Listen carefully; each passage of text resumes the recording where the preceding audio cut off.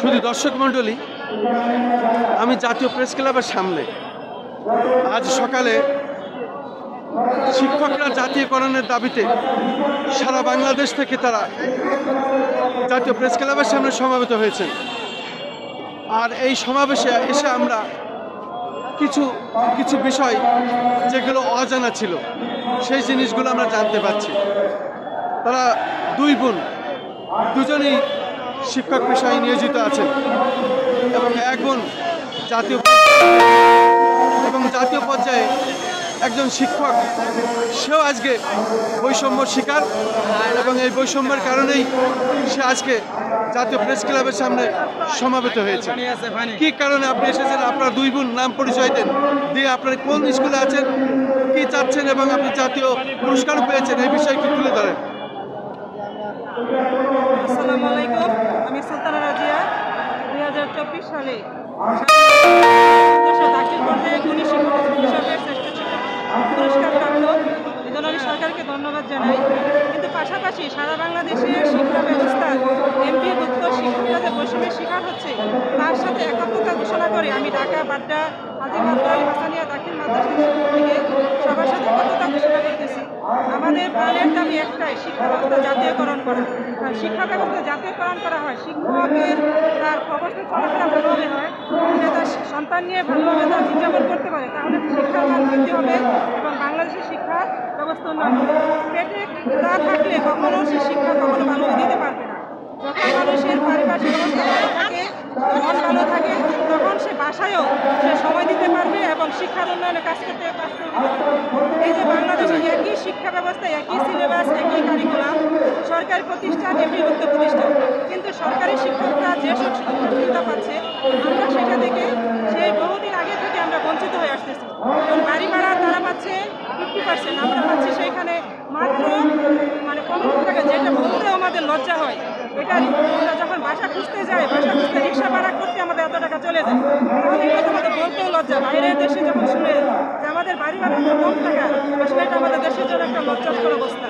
তো দেশের পারিপার্শ্বিক অবস্থার প্রেক্ষিতে আমরা আমাদের দাবি এখন মাত্র 20% বাড়ি ভাড়া আমাদের বৃদ্ধি করা হোক, যাতে ক্রমান্বয়ে দেশের সার্বিক অবস্থা বিবেচনায় পর্যায়ক্রমে আরও বৃদ্ধি হবে, আমরা সেই আশায় থাকবো।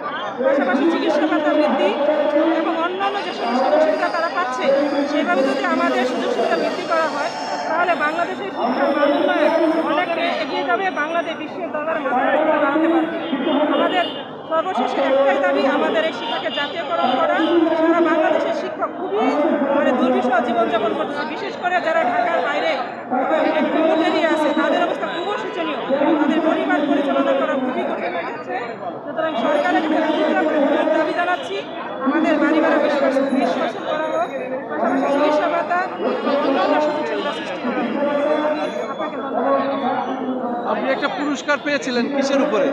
আমি সারা বাংলাদেশ থেকে গত বছর 2024 সালে শিক্ষক দিবস উপলক্ষে শিক্ষক বাছাই করা হয়, সেখান থেকে দাখিল পর্যায়ে সারা বাংলাদেশ থেকে আমি শ্রেষ্ঠ গুণী শিক্ষক হিসেবে পুরস্কার পেয়েছি। গত বছর 5 অক্টোবর, এটা হচ্ছে উসমানী স্মৃতি মিলনায়তনে আমি শিক্ষা প্রতিষ্ঠান থেকে পুরস্কার গ্রহণ করেছি। আপনি কি মনে করেন আপনারা বৈষম্যের শিকার হচ্ছেন? অবশ্যই আমরা বৈষম্যের শিকার। বৈষম্যের শিকার থেকে সারা বাংলাদেশ থেকে সব শিক্ষকরা এসেছেন, তাদের সাথে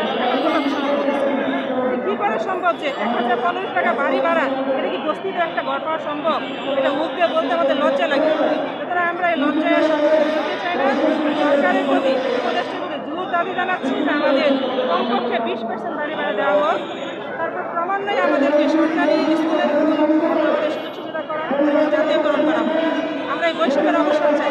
একই বাংলায় বৈষম্য চলবে না, এটা বৈষম্যের বাংলাদেশ চাই। এই নতুন বাংলাদেশ বৈষম্যমুক্ত হবে, সকল ক্ষেত্রে আমরা বৈষম্যের অবসান চাই। আপনাকে অনেক অনেক ধন্যবাদ এই সংক্ষিপ্ত সাক্ষাৎ দেওয়ার জন্য।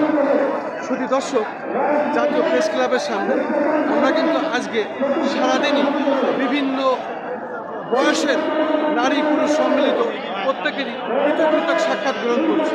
আসলে প্রত্যেকেরই একই কথা, তারা মানবতার জীবনযাপন করছে এবং তারা বৈষম্যের শিকার হচ্ছে।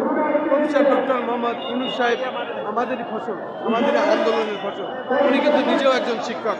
উনি কি পরিমাণ একটা লেকচার দিলে অর্থ পান, ডলার পান, সেই হিসাবে যদি আমাদের দেশের শিক্ষকদের বিবেচনা উনি করেন, তাহলে শিক্ষকরা অবশ্যই আজকে তারা রাজপথে আর নামতো না, এই জাতীয়করণের দাবিও জানাতো না, তারা আরও আনন্দের সাথে তারা তাদের শিক্ষা প্রচার করতে পারত, শিক্ষা দিতে পারত, এবং তাদের হাত দিয়েই আজকে দেশে তৈরি হচ্ছে এক একটা বড় বড় পর্যায়ের অফিসার, আমলা, ডাক্তার, মন্ত্রী, সব তাদের হাত দিয়ে হচ্ছে।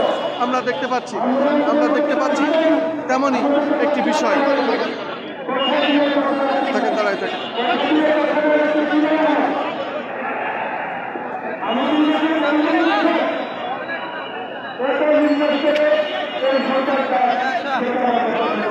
আপনারা দেখতে থাকেন।